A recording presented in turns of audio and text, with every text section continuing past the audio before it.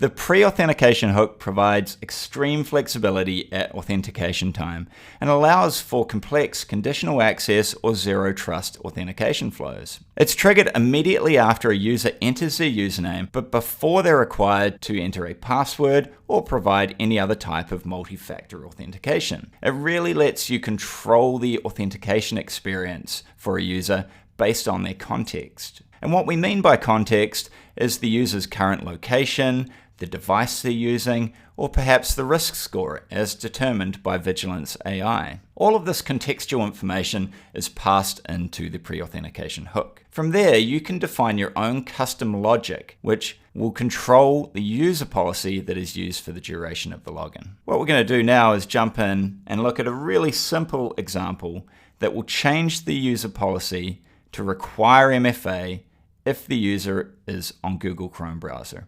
If they're on any other type of browser, they'll log in just with a username and password. To make this work, we need two policies. We're going to start off with a default user policy, which does not require MFA, as you can see here. And then we're going to create a second policy, which is what we call our MFA required policy. And you'll see here that this one does require MFA. So we're just going to take note of this policy ID, as we'll use that very, very soon. Having a look at developers.onelogin.com and go to the API reference, you'll see Smart Hooks. Under Smart Hooks, we have really useful information on the pre-authentication hook, as well as a Postman collection. In that Postman collection, there are a number of pre-scripted examples that you can use to create your pre-authentication hook. Here we have one called the Change User Policy Based on Browser Type. This is a very simple example, but you can see here that you could use the contextual information provided to really define any type of conditions that you'd like. The expectation of the hook is that a policy ID will be returned, and it is either going to be the user's default policy that they're on, or you can change them to a different type of policy. In this case, we want to change them to the MFA required policy when they're using the Google Chrome browser. So if we go ahead and create that hook, we can see now that we have a brand new pre-authentication hook and it's ready to go.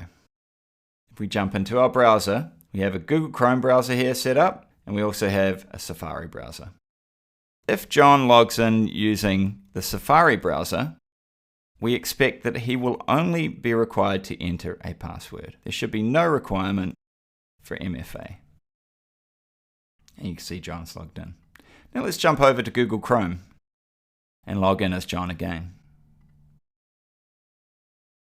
This time round, we enter the username and password, and we can see that John's also prompted for multi-factor authentication using the OneLogin Protect app. I'm going to approve the authentication on my phone, and then you can see that the login is completed.